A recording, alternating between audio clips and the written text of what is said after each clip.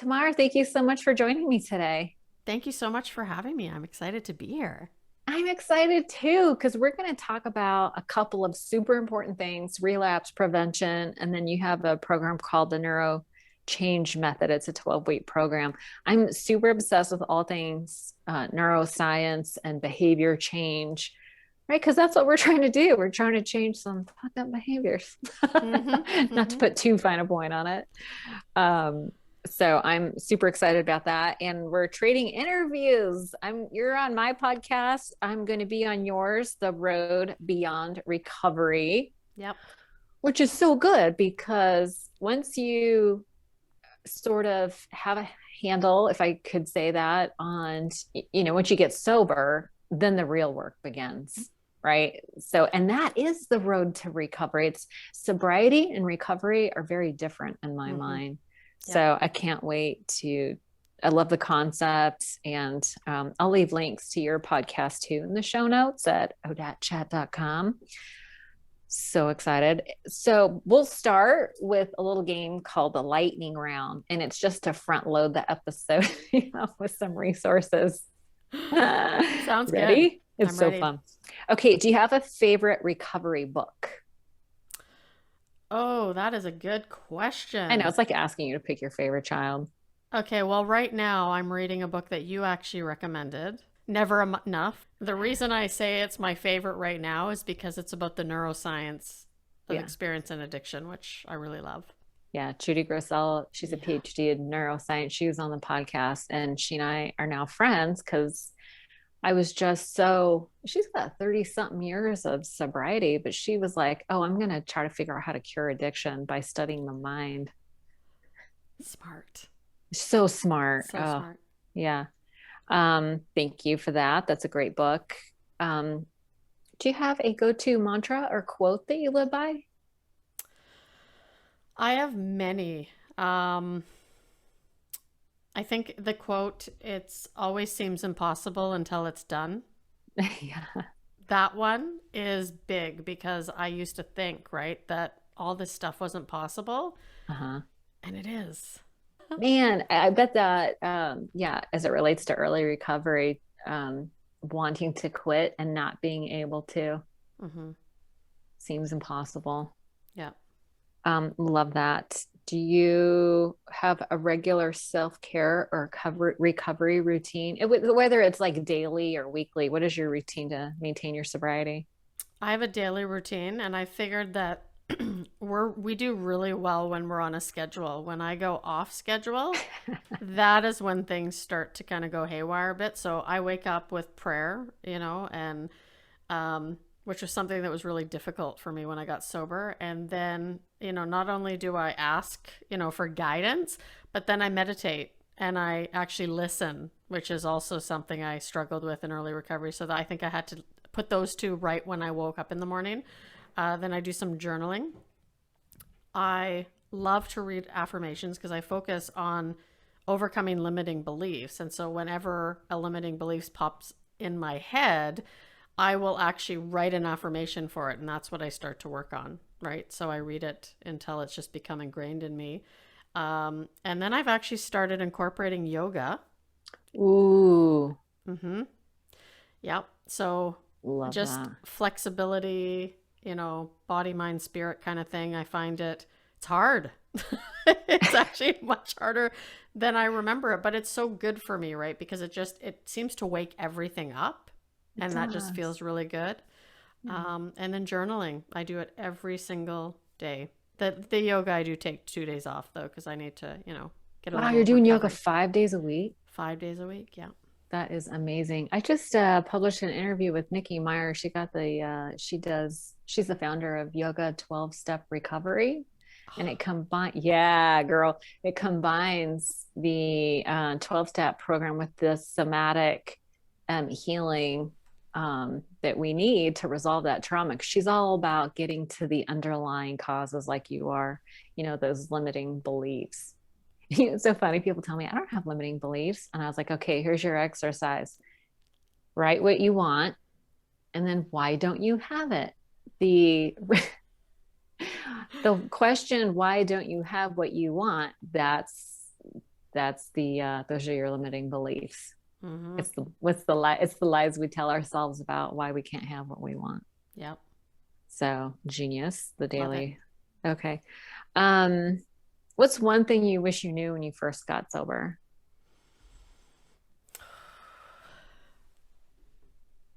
That's kind of a hard question. That's a deep question.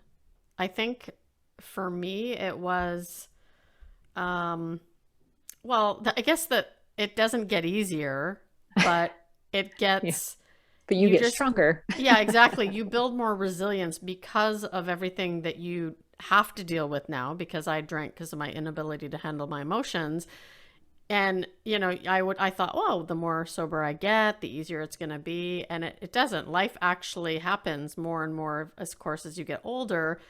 But the level of resilience that I've been able to build for myself as a result of, continuing to do the work, never giving up, not backsliding, not relapsing, it's put me in a position where now I can handle anything that's being thrown at me. And the last year has been a lot, right? And so I guess knowing that, okay, you're actually going to get super, super resilient, and just wait the things you're going to be able to overcome. And stay sober. Yeah. Yeah. I want to backtrack for 1 second. I meant to ask you, you said when you first got sober, prayer was difficult for you. In what way was it difficult?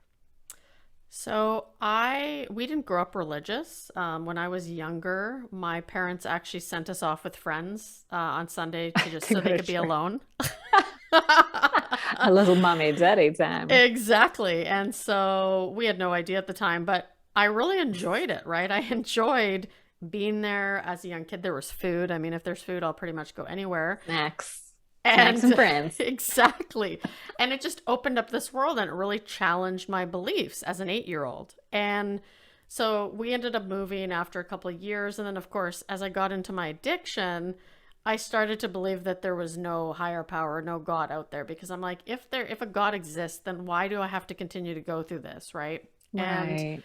so when I got sober, I had hit such a spiritual bottom Mm, that, because I'd hit physical bottoms long before I hit my a spiritual spiritual. bottom, right? Oh, yeah. And so I remember, attending a 12-step meeting and looking at the wall and being like, nope, 2 and 3, not Mm-mm. doing it. I'll go past Nope. 6 and 7, but I will do the rest, right? Because I'm a go-getter, I'm a keener. But like I was white knuckling it in the Yeah. beginning. And, a friend of mine was like, listen, you're going to relapse if you don't get some sort of a higher power concept. Like it can be whatever you want. And Right. I'm so thank God for good guidance. And she said, I want you to go home tonight. I want you to pray and that, to let go and let God. And I'm like, oh, fine. I was very like, I just wanted to Anti. resist everything. And so I went home, I got down on my knees. I'm like, okay, God, like if you're there, and I said I need it to be obvious and like bright shining lights, high beam, whatever you do, don't make it subtle. I don't do subtle. And so my friend actually took me to a church service that Sunday. And we walked in and sat down, and it was a youth pastor. And I don't go to church today, but I definitely believe that there's a God. And so we sat down, I looked up, and he was very, very handsome. And I'm like, okay, you got my attention. Like I'm good, right? It's food or a And handsome youth pastor. yeah. And he walked over the side of the stage, and it was, the friend that had told me to go home and pray. And he said, if you're here to let go and let God today, I'm telling you, you're in the right place. And I'm not kidding. Everything I prayed about that Friday night, and it still gives me goosebumps as I say it Oh out my loud. God. I sat there and I was still not really okay with being emotional at that point in my recovery. And my friend's like looking over at me, like, because she knows what's happening here. And I'm trying not to sob uncontrollably. And we Oh, walked out of that service and sat in the car. And she just looked at me and I started sobbing. I'm like, okay, I believe now. And I've just had so many things happen. So I think for me, I need that good, swift, like, kick in the ass to like get going. It has to be pretty obvious. So that was pretty profound for me. That I was just sitting here. If you're watching this on the podcast, you won't see, unless you're watching on YouTube, that my jaw was literally hanging. I was like, oh my goodness. Yeah, that's a great story. Like, go home and pray to let go and let God. And the guy says, if you're here to do this, that is not subtle. No, it is not subtle. No. That's a great story. And for me, it has to be that way, right? Because I'm gonna touch the stove twice and it's like, oh yeah, that's hot. But that was like, and I realized, I think at that moment, that I'm still alive. Yeah. Right? Like I shouldn't have been. I mean, I should be, but you know what I mean? I felt like I didn't deserve to be alive. Well, yeah. That is amazing. I love that story. Thank you. Oh, what do you do for fun? Oh, what don't I do for fun? Usually I love intimate conversation with friends, family, my spouse. And so I love having games nights. You know, we have fun. A bunch of women that come over. We do it once a month and we play these dirty games that'll just make us laugh our asses off for like hours. You know, the laugh where you look over and the joke is long done, or that, you know, your turn is long done, but you can't stop laughing because everybody else is laughing. Yeah. That sounds amazing. Stuff like that.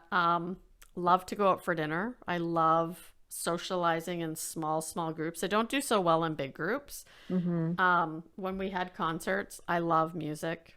Like music is just, if I want to turn my mood around, I just put on my favorite song. Sometimes I'll dance, like I'll close my blinds because I'm afraid the neighbors will see me. I shouldn't though. And I just dance my ass off. I love that. You know? Do you know, I don't know where I heard this, but I decided to put together a empowerment playlist. So when I'm feeling shitty, man, there's a reason why they use music at church, at every church I've ever been to, because music, I don't know, it's a way of connecting the feelings inside with each other. Yep. Like when I hear a song that really resonates, for instance, I came across a Christina Aguilera song called Hurt, and I recently lost my mom, and it struck a chord so deep that it helped me to process. It's helping me process grief. When I need to have a good cry, that's the song I listen to. By the way, I don't think crying is a bad thing. We were just talking earlier that you make people cry for a living. We all make people cry for a living. Yeah. That's where the trauma is released through tears. Exactly. Well, that's it for the lightning round. You did amazing. Lots of great resources. You're a fun person in general, so I'm glad that it's so funny. A lot of people, when I ask them, what do you do for fun? They're like, what is this fun you speak of? Sometimes get a little serious. But... I know. When you and I talked the first time, I think we spent most of the time laughing. Yeah. And I honestly get a kick out of, and that's something else I do for fun, is I talk to people online in the recovery world and just build these new friendships. And we just like laugh. Yeah. Yeah. It's my favorite thing to do. Amazing. True. Yes, probably. Well, you are super fun to hang out with. Okay, so I would like to hear a little bit about your story. Maybe you can share for a few minutes on, I'm always curious, what did your dad do for a living? I feel like that kind of sets the stage for early childhood, but just like, feel free to share whatever you want about your recovery story, like how old were you when you started and what you used and stuff like that. Absolutely. So I actually usually start by saying that I had an amazing upbringing. I had a dad he was actually a baker. We immigrated from the Netherlands when I was 1. So I use that I'm an ESL, even though I spoke English since the age of 1 when I could actually speak. But, they were always very attentive. And then my dad wanted to become a documentary film producer. And so we actually moved out to the West Coast, and I saw him struggle to chase his dream, but that really gave me a work ethic, right? It showed me that you go after what you're passionate about. Well, because we had moved around during that time, I became very shy. I'm an introvert, extrovert as is. But I remember getting into high school and I just felt like I didn't fit in. I wasn't funny enough. I wasn't, as pretty as the other girls. And it was that awkward time of my life. And at 14, I drank for the first time. And I just remember everything got so much more vibrant. I was funny. Well, at least people were laughing at me. So I thought I was funny. And I just became the life of the party. And I thought, oh, I have come to life now. Like, this is my solution for everything. And unfortunately for me, it's not just alcohol. It runs much deeper than that. I started experimenting with lighter drugs when I was in high school. And for the most part, a lot of my addiction was fun in the beginning. I never saw it as a problem. Well, I drank because of my inability to handle my emotions, right? It was that feeling out of place and the self-conscious, because I was always been very self-conscious. So in my mid-20s, I tried cocaine for the first time. And, I remember thinking, oh my God, now I found a solution to my blackout problem, right? Because drinking wasn't my problem. It was the fact that I couldn't remember the night before, and I'd wake up in these strange places going, how did I get here? Mm. And so now all of a sudden I'm like, okay, now I'm double alive because I can stay up way later. I can drink way more.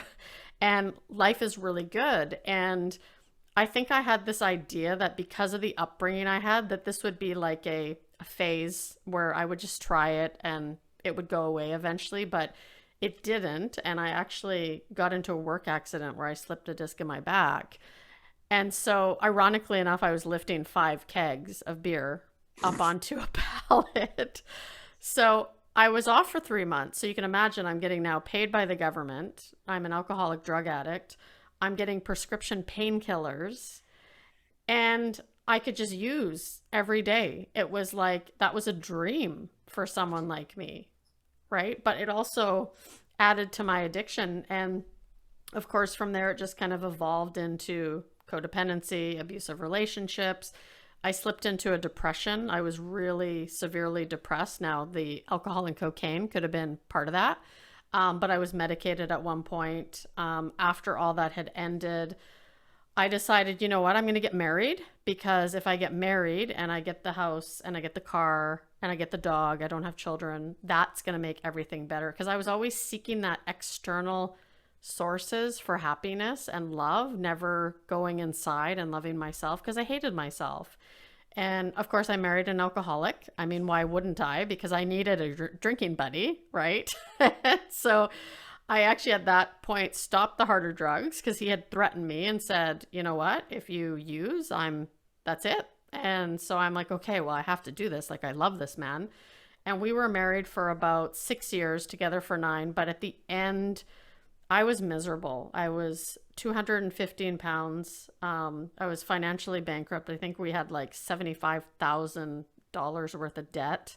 Oh. I was spiritually bankrupt, which is the worst part of it. Unhappily married. We couldn't have a conversation sober, which was it was terrible. And I wanted to end my life. And I remember sitting with a bottle of pills on the floor beside my dog and just thinking, I can't do this anymore. Like, I'm tired of making these empty promises that I'm going to change and tomorrow's going to be different. And it was never, ever, ever different. And so for me, that was the start of my journey in recovery. Although, of course, I didn't start off thinking, well, I'm an alcoholic. So that was kind of when I decided to stop digging. What made you decide then to seek help? I'm getting stuck on this question because it's like, it seems like, oh, first you had to decide there was, alcohol is a problem, and then, wrestle with that idea. Am I an alcoholic? I mean, there's like a lot of steps that lead you to that place. That's finally like, okay, I need to get help. Yeah. And because again, I always sought that external source, right? Like, I so desperately wanted approval from my dad, even though he would say he was proud of me in certain ways. I never felt it, right? And if people didn't give me that pat on the back, I thought, okay, I'm not good enough, right? I'm not worthy. Right. So anyway, it was, my spiritual bottom happened at the end of 2011. So of course, January 1st, I'm like, I'm going to make a New Year's resolution and I am going to get healthy, because I was 75 pounds overweight at the time. Right. And I thought if I could fix the way I look on the outside, it would naturally heal the pain I felt on the inside. And because I also started to stray in my marriage, which made me feel even worse, right? And so I decided I'm going to hire a personal trainer. And it was interesting because we actually went to high school together. We were in gymnastics for a year and we were terrible. So we had a good laugh about that. But the interesting part was she was actually in recovery and I didn't know that at the time. Ah. And so, of course, I have to track everything with a trainer, right? And she asked me actually the first time we met, she's like, okay, Tamar, so what's your main goal? And I said, well, I would love to fit into a bikini, feel comfortable in my own skin, and go to a Las Vegas pool party. And she just about choked on her water bottle. And she's like, excuse me? I'm like, yeah, that's my goal, right? Because the lifestyle, like it seemed to me, that was what drinking was supposed to be. It wasn't. Like that was not the reality of my world. It wasn't some glamorous fun time. Like I got kicked out of restaurants for being topless. And I don't remember getting kicked out of restaurants. You are my kind of girl. I was classy. That's why I was not an alcoholic. Classy. And they're like, I'm sorry, ma'am. Friday's is a family restaurant. Yeah. See those kids on the table where their jaws have hit the floor? Like, you need to get out now. You need to leave. And so we started working together.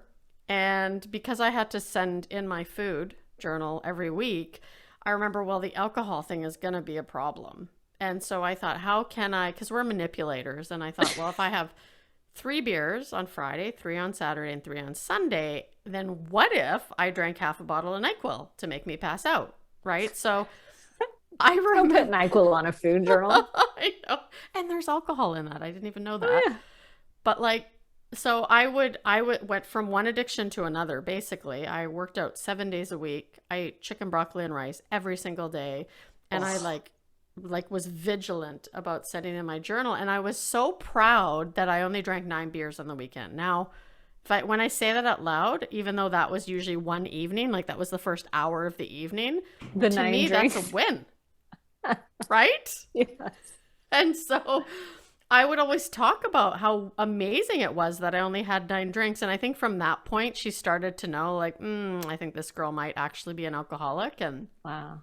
We went up bungee jumping, and she had actually said, hey, if I know, because I bungee jumping. I know, bungee jumping. Of course. What else would you do? Huh?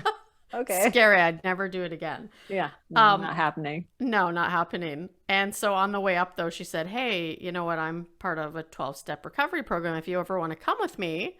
And that planted the seed. Of course, at that moment, I'm like, I'm not an alcoholic. Like I drink 9 beers a weekend. A little bit.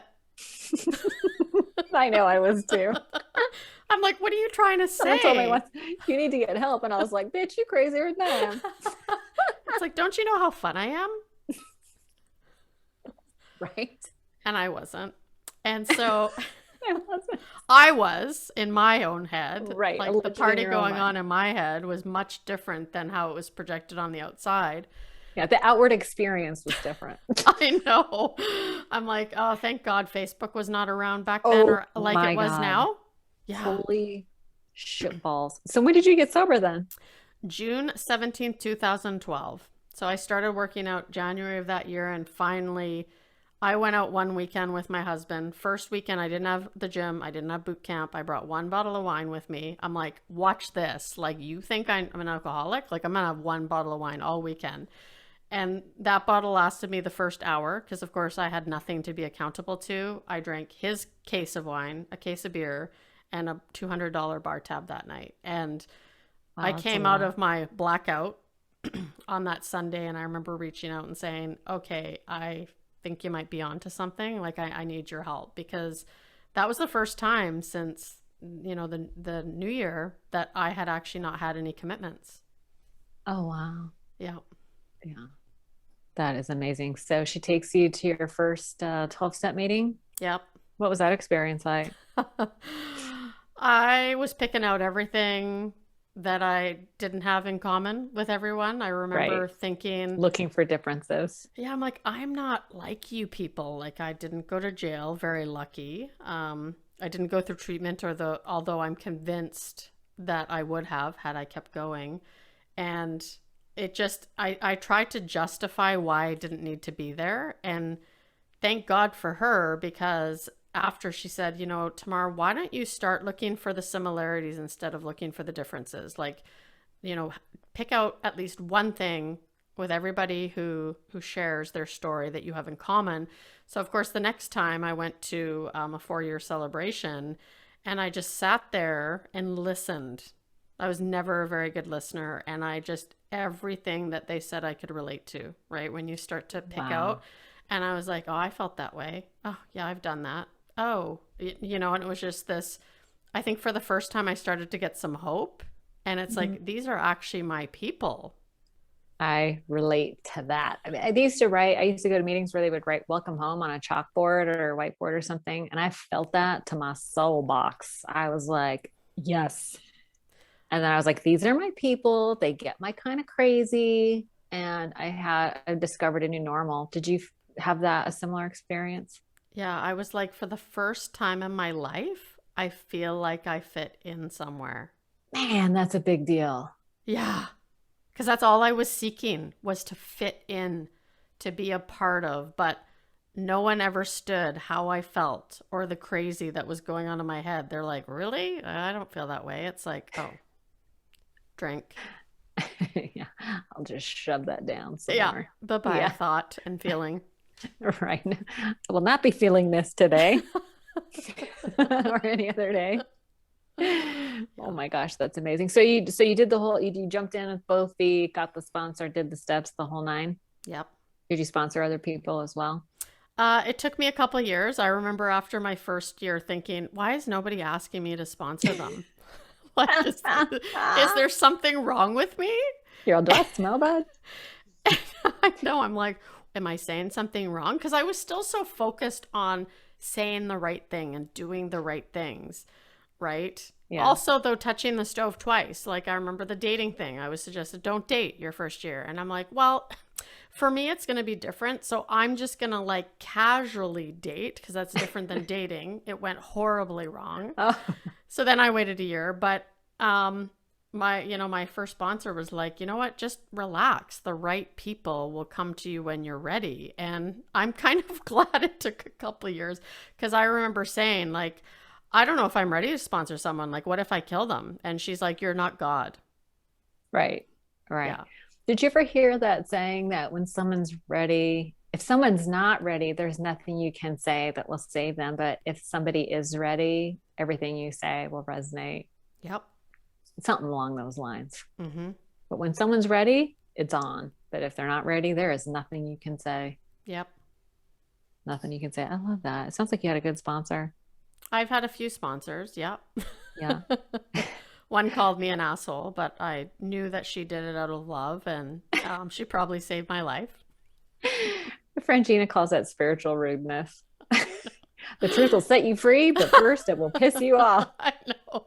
I remember one of my sponsors, humility. That was a tough one for me to get in the beginning, because I was on that pink cloud that first year. Yeah. And she texted me in the middle of the night and said, Tamar, I want you to think about what humility means to you and your recovery. I'm like, what a bitch. Like, how I'm the humblest person I know. And then as soon as I said that out loud, I was like, oh my God, Tamar, you have so much work to do. And then actually it was funny, because we were still going to the odd church service, and I walked in that Sunday and humility was right up on the top. I'm like, all right, got it. I'm not humble. I'll work on that. Yeah, that's what step 7 is all about. Yeah. Well, the funny thing, they say, I don't know.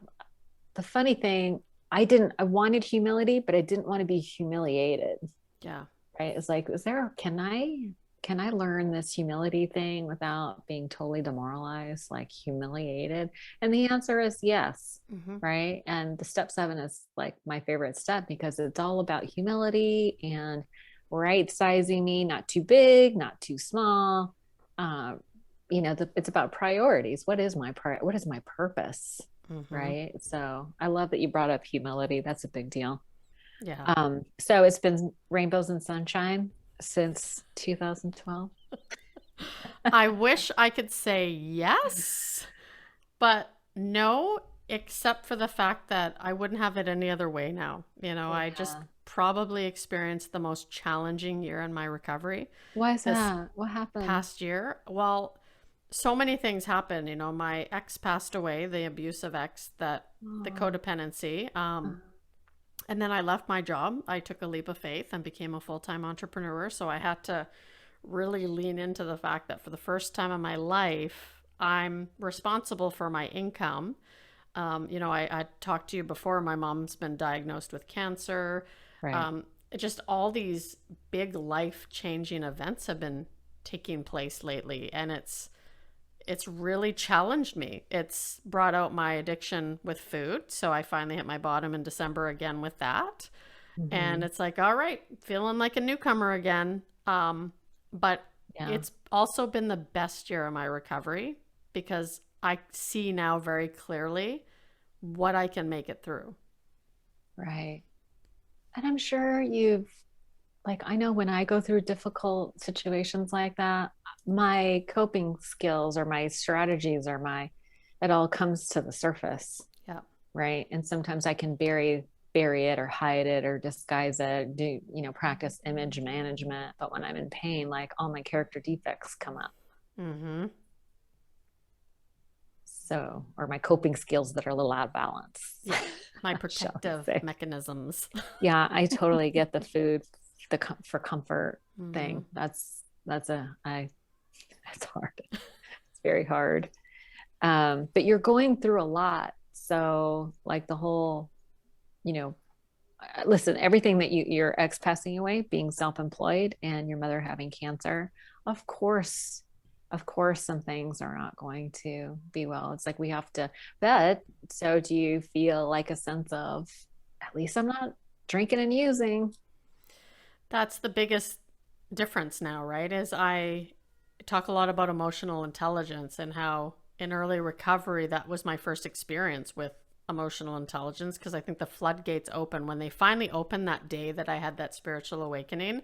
They Mhm. didn't stop, but I'm still at times hesitant to share how I feel, and I know that it's healthy, right? It's not Right. good to suppress my emotions. And No. so being able to have that freedom now to phone somebody up, phone my sponsor and say, today's just not a good day. Like I'm struggling right now. I want to eat a tub of ice cream, and I have done that on occasion as went and got a little pint of Ben and Jerry's and ate it Yeah. down. But I don't have to drink over it because I want to remember these experiences. I want to remember what it feels like to be in that dark period, Hmm. but be able to see the light. Yeah. And know that you don't have to drink or use over any of it. Yeah. Exactly. Right. Um, let's transition a little bit because I'm so curious. Relapse prevention has really been on the forefront of my mind lately. It's been, I've had people in my orbit that have relapsed or, you know, and I think it's so important I've actually put out some content on Instagram about relapse prevention, but with your background with behavior change and neuroscience, can you tell me a little bit? I don't know, is the neuro change method, is that a relapse prevention like program or formula? I think you called it. So I have a pre course, which is essentially the formula, and it is based off some of the concepts from the neurochange method. The neurochange method is a behavioral change program that really Awesome. dives deep into belief systems, mindset, emotional intelligence. So I wanted to start off with something simple because I think that diving into something that big sometimes can be a little bit overwhelming. For sure. So the formula is like setting the stage and providing context. And then once people have a grasp with that, then they can move into the deeper stuff. Tell me about your 12-week program. Absolutely. So once you've kind of gone through the relapse prevention formula, which is really the opposite of relapse is recover, right? And I work on some of the concepts that I work on in the 12-week program, but really we dive into purpose and flow state, and that's before we even get started. Is that so? Purpose and flow is part of the relapse prevention. That's Probably actually should part have. of the neuro change. Oh, that's part of the neurochange. I probably should have asked you for a little information on the relapse prevention program. What kind of things do you address in that one? Yeah, absolutely. So basically, first we look at how do we rewire our brain. Okay. Much like when we got sober, right? I think my biggest hurdle was actually believing I could be sober, right? Because Ah, I had created these addiction neural pathways that were so yes. strong, and that was my coping. So first we talk about, how do we learn to rewire our brain? I dive into a little emotional intelligence. So we talk about emotional awareness because I think it's really important not to suppress. And so when we learn how different emotions show up in our body, that's important, right? And to be able to take that pause Oh, yeah. before, I don't know if you've put your foot in your mouth, but I know with my partner, probably the most, where I'll say something out of just a pure reaction. And all of a sudden I'm like, oh, okay, maybe I shouldn't have said that. So we Oh, get yeah. into, I am familiar. yeah, we get into that a Yeah. There's a bit. reason why they call it a trap. I know. Yeah. You let the trap. Yep. Yes. Okay. And Emotional awareness. yeah, and then we get into cognition. So really just changing the way we think and our behavior. Optimizing, which is learning how to prime, right? Selective attention. And the best example I can give for this is if you've gone and bought a new car, I was just gonna right? And you can see that car everywhere. My uh-huh. my partner did this actually a couple of years ago, and he's like, "Babe, everybody just is buying the same car that I had." And I'm like, "No, actually, it's just because out of all the millions of bits of information your brain processes, that's in your conscious awareness right now. So of Yes. course you're going to see it everywhere because you're thinking about that car." So I teach people how to actually use priming, priming your environment with objects. Vision boards is a good example of this on how to automate habits. So I think that's a very good precursor for the big Priming program. environment. I love that. We are so affected by our environment. We may not even realize how it's conditioning us.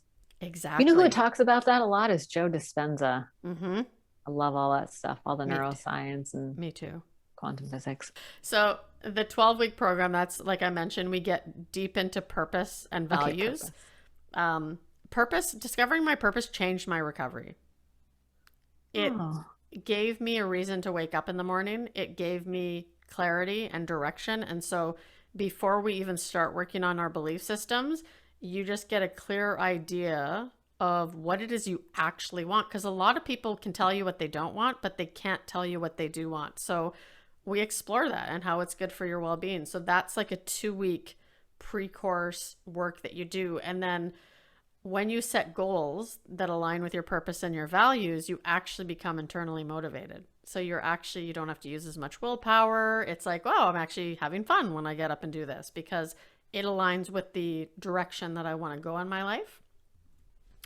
And then from there, we get into beliefs and thought change. So this is where we really look at existing limiting beliefs, the psychology of, past, present, and future hidden beliefs. So those beliefs we're not even aware of sometimes. And what actually stops us from moving forward. Because, one of my mentors always said, two people can have the same goal. They can do the same steps, but it's the person who believes in their ability to accomplish that goal that will find success. wow, that is deep. Right? Yeah. And then from there, we get into mindset, which many people think they have a growth mindset because they're willing to try something new, but it's, are you willing to try something knowing you could fail? Okay. Right? The answer is yes, and you have no problem putting it out there and it doesn't work out, which most people struggle with that. I know I did. So we really learn how to change from those fixed ideas where we just think we are who we are because we're not, right? We can change and adapt. Then we get into more emotional intelligence, which is my favorite. It's something I still work on. It's really, learning how to develop a higher emotional intelligence because I think that's what sets us apart, right? Being able to not only increase ours, but being able to read the room and Right. understand what other people are feeling. Oh, you mean other people have feelings? Yeah, they do. And their body language usually gives that away. And so then we deal with the subconscious mind. So again, we go more into priming, how the brain works, how we can automate things, and then 2 full sessions on my favorite word, probably because I can say it and it's big, neuroplasticity. And Love it. really, Learning. I own that. I own that word now. And Okay. it's really understanding how the brain works, especially when it comes to addiction, right? There's a Oh yeah. reason our brain does what it does. And knowing that the brain that we're born with is not the brain we die with, and we can continue to change, and how to grow our brain health, how to change our thinking. And also we use strategies on what professional athletes use, and to improve their practice or improve their, goal probability. Love it. Mm-hmm. Neuroplasticity. Yeah, It's a thing. it is a thing. It is a thing. Yeah, I love the growth mindset. Carol Dweck wrote that book, Growth Mindset. Yeah. And that was just before I got sober. I was doing like Anthony Robbins programs. And that was the first time I actually was introduced to the idea that if I identified and changed my limiting beliefs and adopted that growth mindset, that my life could change. Mm-hmm. And just that one idea, I think, made it easier for me to accept like 12 steps and then start going down that road. Mm-hmm. It sounds like an amazing class. How often do you do it? I usually run it once every couple months. And Okay. so I want to do it more frequently because I just think that there's so much value. I know that when I went through it, I actually used that class and my training to become a practitioner I had quit my full-time job and I thought I'm going to take this right through so I can work on that imposter syndrome, right? Because I Yeah. thought, who's going to take me serious? Like I don't have a PhD level education, right? I'm not an academic. But guess what? I have 22 years of addiction experience and a whole lot of other experience Right. that I can utilize to when I walk this journey through with my clients, because I do it with them. I always work on something new Yes. as I take them through it, and to watch the transformation and just the light go on, same as helping someone get sober. Yeah. It's surreal when they So realize real. that I can actually do more than I thought. Yeah. And the truth of the matter is I love that you do it as well. Listen, I can sniff it out if in 2 seconds if someone has not done their own work, Mm-hmm. right? I don't know what it is, but yeah, you have a lot of experience, but you've also done a lot of work. And that to me is recovery, Yeah. right? When you have done your own work, you've identified your patterns, you've changed your behavior, your help, being of service, you go from self-centered to being in that service mindset. That is the complete transformation. You have done your own work. 22 years is a long time to be evolving in a conscious way. Mm-hmm. Yeah. Yeah. And so yes, it's when we talked before, I was like, I'm totally comfortable sending people to you because I can tell you've done your own work. Yeah, I love the work. I mean, Yeah. that 5-6 year mark, I got complacent and I did what a lot of people in recovery do is I'm like, okay, so I've got this thing now. I have my life back together. I've got a good paying job. Everything's good, but why am I not happy? And Right. I think had I not had the women in my life that I had and tell me, Tamar, you're walking a fine line here. And that's when I started looking up, okay, what is my purpose? Like, why am I here? And everything changed as soon as I realized that my past was actually a gift. A gift. Yeah. Yeah. Yeah. This is beautiful. I am so grateful we met. And I am so grateful that my listeners have an opportunity to connect with you. If they wanted to reach out or take your class or get your mini program, what's the best way for them to learn more about you or connect with you? The best is just head on over to my website, which is www.theroadforward.ca. I'm a Canadian, so we like to do things a little bit different here. Or you can follow me on Instagram at The Road Beyond Recovery. That's the same title as your It podcast. sure is. I love it. See how it all fits together? It's I know. genius. It is. Well, Tamara, thank you so much for sharing everything that you've done. I'm so happy that we're friends and that we met in this amazing world of connection and online recovery. It's been so fun. It has. And thank you so much for having me. I can't wait to have you on my show as well. I can't wait. I'll have to schedule that real soon. Yeah. Enjoy the rest of your day. Thank you so much. Thanks, you too.